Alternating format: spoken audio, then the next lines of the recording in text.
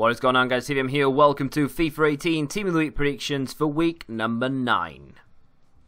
Get super cheap coins for FIFA 18 or FIFA Mobile at x3game.com in association with UFIFA. Use the code TVM for 8% discount. The link is in the description.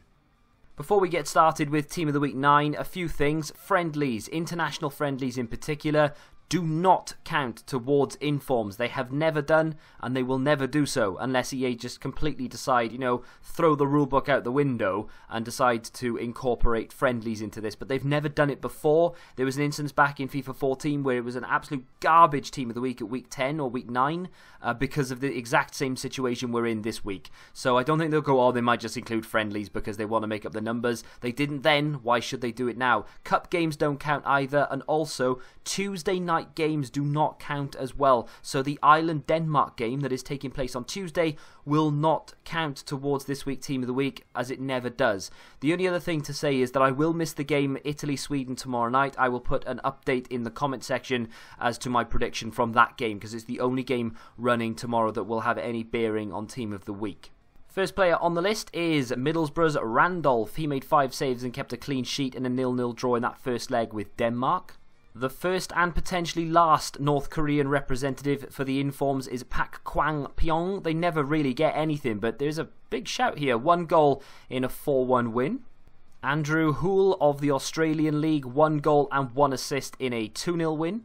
I found out earlier that Brett Pittman's a bit of a fan favourite. The Pompey striker managed 2 goals in a 3-2 win over Blackpool.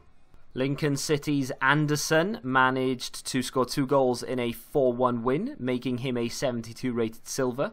Another Ukrainian player coming out of the woodwork here, Zozulia. I'm not really sure if I'm saying that right, but plays for Albacete in the second tier of Spanish football. He got 1 goal and 1 assist in a 2-0 win. There are more silvers in this week's Team of the Week than any other, although this is the last one, and his name is Juan Hernandez of Huesca, again in the second tier of Spanish football, 2 goals in a 2-0 win. CURRO Sanchez has managed to get 1 goal and 1 assist for Sevilla Atletico, or the Sevilla B team, in a 2-1 win. Calayo of Parma got 2 goals in a 2-1 win. Another Italian up next, and one with a ridiculously impossible name to try and pronounce. Camporese plays for Foggia, 1 goal and a clean sheet in a 2-0 win. Believe it or not, we're now into the starting lineup. I know, right? I mean, it's difficult this week because I could easily just throw a bunch of names at you, but it would be me just going, oh, I'll pick this guy, I'll pick that guy. But, I don't really want to be doing that. I want to give you the ones that I definitely think are going to be in there with a very big chance, not just ones that I'm just going to pluck from anywhere and just throw at you for the sake of making the video. So in goal here we have Sommer, who kept a clean sheet against Northern Ireland in the game earlier today. Another Swiss player up next in the form of Ricardo Rodriguez. Now, I know the goal was extremely controversial, and I'm not here to talk about that at all. All I'm here to talk about is whether he deserves an inform or not. Now, personally, I don't think he does. However, 83 rated player, scored the decisive goal that has obviously resulted in Switzerland going through. Doesn't matter how he scored it, he still put it in the back of the net. So, on that basis, he could be getting an inform. Usually, I'll give it a go, but let's be honest, who knows how to say that who isn't Croatian? Nobody, exactly. So the 82 rated Croatian right back from Atletico Madrid, see what I did there, managed to get 2 assists in a 4-1 win, basically resulted in Croatia going through. One of the biggest names in this week's Team of the Week is BENATIA. He got 1 goal and a clean sheet in a 2-0 win for Morocco.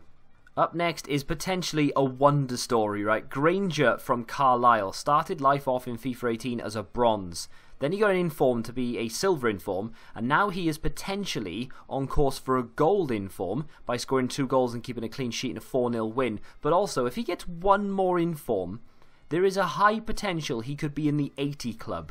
A Carlisle player who started life off as a bronze is that close to being an 80 all-round player. Crazy. Jakob Johansson up next, or is it Jacob? Jakob, I'm not quite sure.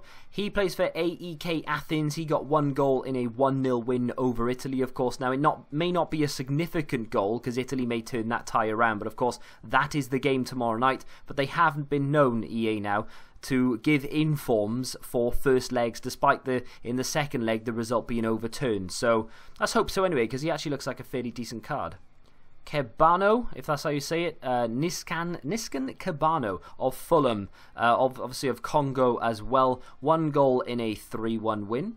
My chat, when I was doing the Team of the Week prediction research, got very excited over this guy, KRISHNA. Very decent looking card with his 4-star weak foot as well. He got a hat-trick of assists in a 5-2 win, so he's all but guaranteed an in-form. I think he'd be a position change as well to a right-sided player. Either way, though, he looks pretty damn tasty.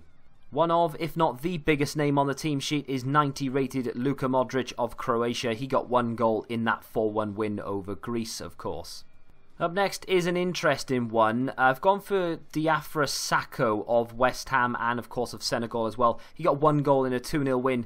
Sadio Mane actually assisted. It was either assisted this one or assisted the other goal in that 2-0 win. But I would not be surprised at all if EA decided to give Mane an in-form. I'm not quite sure what rating he would get, but I wouldn't be surprised if they gave it to Diafra Sakho and Mane, or just Mane instead of Sakho, just for those extra dollar bills on people buying packs. And finally, Romelu Lukaku, record breaker. Now, I said at the beginning that friendlies don't count, and that still reigns true. However, there is one stipulation.